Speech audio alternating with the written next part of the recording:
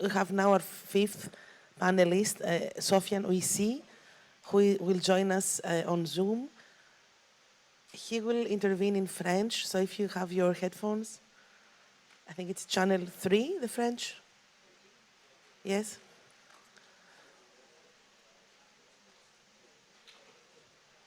Do we have Sofian with us already, or we will get for a few moments?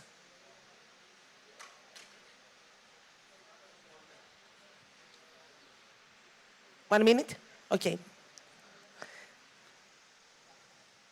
So perhaps some of you know the work of Sofian and Selma Ouissi, who had the chance to see, for those who were in the Sharjah Opening Week, this beautiful solo performance, not exactly solo, it was a performance with birds, for the birds, in Khorfakan Cinema, just a few days ago. And Sofian and Selma are also the, apart from being choreographers and artists, they are also curating the Dream City Festival, which takes place in different cities, different locations, buildings, open spaces in Tunis. And also they founded this organization called La Rue. And it's interesting because I first encountered the work of Sofian and Selma back in 2011, a critical historical moment actually for Tunis and the whole Middle East, when they participated in the biennial from contemporary art from the Arab world called Meeting Point 6. It was an initiative of Tarek Abou Fetou and curated at that time by Okuyen Visor. So this was the first time that we met with Selma and Sofian, and they have presented at this time a pioneer, I could say, video Skype performance connecting Selma and Sofian and Tunis with Paris at that time. So Sofian, you are with us, I think. Bienvenue. Merci, bonjour. Do you hear us? Moi, je t'entends, mais je ne sais pas si vous m'entendez. Oui, oui, on t'entend très bien. Voilà, super. Merci beaucoup. Je suis désolé parce que je ne pouvais pas être présent physiquement. J'étais à Sharjah, effectivement, comme tu le disais à l'instant, et j'ai dû quitter donc les Émirats pour des raisons personnelles. Et ces raisons personnelles sont toujours attachées à notre espace de création. Donc,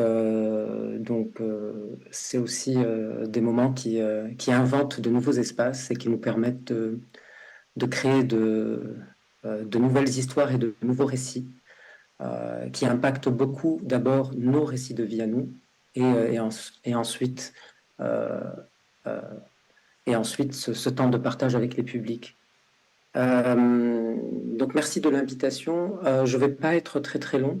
Je vais essayer d'être succinct, mais de donner quelques clés de la dimension chorégraphique et de notre rapport au corps. Je ne suis pas seul. On est un couple de frères et sœurs, hommes et femmes, et c'est un équilibre assez permanent et fragile. Et donc on est dans la négociation permanente entre nos deux corps et nos deux esprits et nos deux imaginaires. Donc c'est quelque chose d'extrêmement intéressant, de puissant, cette expérience à deux, et on aime élargir cette expérience à deux à de multiples expériences, bien sûr, et surtout la dimension du collectif et du partage. C'est quelque chose d'essentiel dans notre travail et de central. Ce qui est central aussi dans ce travail-là, qui n'a jamais de réponse, mais qui nous permet de passer des étapes de vie. Donc l'écriture chorégraphique, pour moi, est très liée, et pour Selma aussi, est très liée à la vie. C'est l'espace de vie, c'est notre espace de vie. Donc on dirait un peu comme l'ont dit les anciens, on danse vraiment notre vie. Et en tous les cas, on se pose beaucoup de questions et on veut comprendre. Et c'est grâce à ce médium qu'on arrive à avancer et à vivre. Et l'objectif est de vivre pleinement cet instant et l'instant présent, là où on se trouve, et de ne pas être dans une formulation de représentativité ou dans de la représentation. Mais ce qui nous intéresse à travers le corps et l'écriture chorégraphique, c'est de vivre des moments intenses de vie, esthétisés et transformés, transcendés par l'écriture chorégraphique, qui, elle, a le pouvoir de composer selon un espace donné, une musicalité, une nuance de phrasé, un ensemble de phrasés, de dérivés de phrasés, qui amène effectivement ce nouvel espace final d'écriture chorégraphique, mais qui n'est qu'une étape dans la vie, dans nos vies, pour pouvoir traverser cette existence en toute modestie et parce que la vie a une grande part de fragilité, et on aime jouer de cette fragilité et l'absorber dans notre espace réflexif, chorégraphique, pour en faire un point positif et, et de combat. Et j'ai l'impression qu'on transforme le désespoir en espoir, où il y a quelque chose de cet ordre-là, mais il n'y a jamais de réponse à toutes nos questions, parce qu'elles sont nombreuses, et je pense que tous les humains sont dans ce cas de figure, de pouvoir se poser les bonnes questions à l'instant présent et à l'instant même, et d'être vraiment à la bonne place. Je vais commencer par vous montrer une vidéo qui est la vidéo de Dream City, qui est devenue un festival, mais après la vidéo, je vous raconterai un petit peu l'histoire de cet espace, et aussi de contagion et de vie. Mais j'ai oublié de dire aussi quelque chose d'extrêmement important. Dans l'écriture chorégraphique, ce qui nous intéresse, c'est de nous interroger aussi à partir de toutes les problématiques qu'on rencontre dans la vie, quel corps construire pour cet ensemble de contraintes qu'on rencontre, de difficultés. Donc, à chaque fois, on essaye d'inventer et de réinventer nos corps au travers des problématiques. Donc, réinventer son corps, c'est vraiment se mettre à nu. C'est quelque chose d'extrêmement difficile, d'éprouvant pour le mental et pour l'esprit et pour le corps. Mais le corps a cette intelligence après vraiment après avoir sombré dans quelque chose d'extrêmement sombre, il y a quelque chose qui redécolle à un moment et qui est magique et qui prend forme et qui se réinvente dans cet espace nouveau. Et donc, il y a ce corps et il y a jouer aussi à inventer une partition du corps. Donc, à chaque projet, on invente un protocole de partition. Donc, je parle de partition comme un musicien écrirait, un compositeur écrirait une nouvelle partition musicale, de musique de chambre. Donc, c'est vraiment une partition, et on réinvente un langage qu'on inscrit, qu'on archive. Donc, le corps archive est quelque chose d'extrêmement important, mais l'archive de l'instant présent qui n'existe plus une fois cet instant vécu pour nous. Donc, on est directement déplacé vers un ailleurs. Voilà. Donc, je vais partager. So, the first video, please. La première, the first video, if you can see it. Que je ne vois pas, moi, d'ici.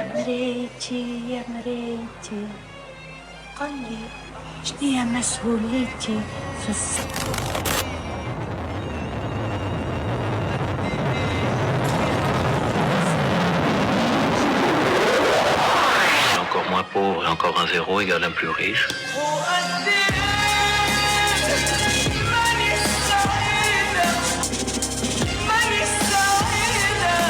شيء يستدعي انه العالم كله متفرج بس متفق مع الجريمه له مصالح.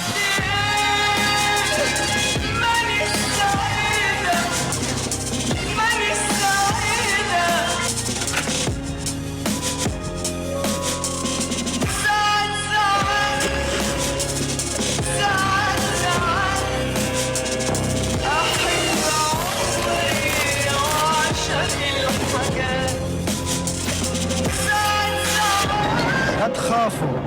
We are 400 flights deep and no one has vomited yet.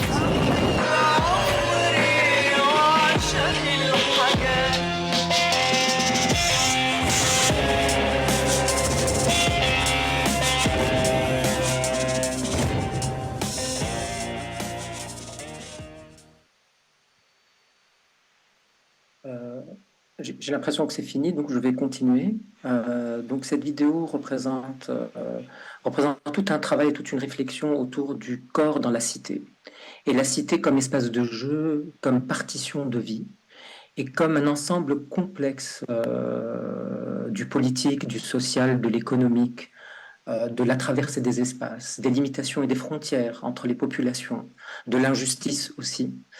Et on voulait, à partir d'un événement qui nous est arrivé directement et de la contrainte, parce on crée beaucoup avec Selma depuis la contrainte. L'élément contrainte et difficulté est quelque chose d'extrêmement essentiel dans notre travail. Et on a invité un collectif nombreux d'artistes du territoire pour avoir la pluralité des esthétiques, la pluralité des langages, et pour ensemble, à partir de nos visions, à toutes et à tous, inventer ce nouvel espace, un espace commun dans lequel l'espoir était de libérer les corps, de démocratiser l'espace public, de se réinventer au travers de ce narratif qui est Tunis, et de dépasser ces éléments et ces bâtiments, et de pouvoir injecter de la vie et du débat et de la conversation et du frottement et du vécu intense, et de se réapproprier l'espace public. Donc ça a été un véritable putsch artistique à l'époque. Voilà, donc comment aussi l'écriture chorégraphique peut être au service de la citoyenneté et du sentiment profond de se sentir citoyen d'un territoire pour valoriser la diversité de ces communautés, pour valoriser la richesse et la singularité de chaque individu, parce qu'il est important pour nous de nous pencher sur chaque instant, sur chaque personne, et c'est ce qui fait la complexité et la valeur ajoutée d'un territoire, c'est de pouvoir valoriser toutes les compétences et la pluralité des corps, hommes, femmes, enfants, existants sur ce territoire. Donc ça, c'est un peu Dream City qui a aujourd'hui, qui vit depuis 2007. La prochaine édition est prévue pour le 22 septembre prochain. Mais qui, parce que ça a provoqué quelque chose d'extrêmement intense et fort à ce moment-là, on a eu un retour très direct des citoyens et des artistes qui ont presque imposé que Dream City devait se pérenniser. Alors que Dream City était créé comme une œuvre artistique et il se voulait être un one-shot. L'idée, c'était pas de le répéter, c'était pas qu'il devienne une biennale, mais aussi c'est cette dimension où l'artiste peut se mettre à la périphérie et être à l'écoute d'une demande très forte d'une cité et de ses habitants, en disant c'est un besoin profond d'avoir ce type. Donc il ne s'agit plus que de nous, mais il s'agit de cet ensemble de vie, et on ne pouvait pas ne pas écouter à cette demande forte, et on a tout mis en place pour le rendre pérenne et en faire une biennale. Et à cette biennale, on a invité aussi un troisième directeur artistique qui est Yann Goossens, qui nous accompagne aujourd'hui sur toute la programmation, et puis plus un regard plus complet sur la structure en tant que telle, donc la rue en tant qu'institution et en tant que résidence artistique, d'espace ouvert à toutes les communautés, à toutes les minorités. Ce n'est pas un espace juste réservé pour les artistes, mais ce qui nous intéresse, c'est tout ce foisonnement de vie qui réinvente cet espace et qui nous nourrit, nous, en tant que chorégraphes et en tant que performeurs, pour inventer de nouveaux espaces en total foisonnement avec la vie et son essence et son précieux. Sofiane, merci.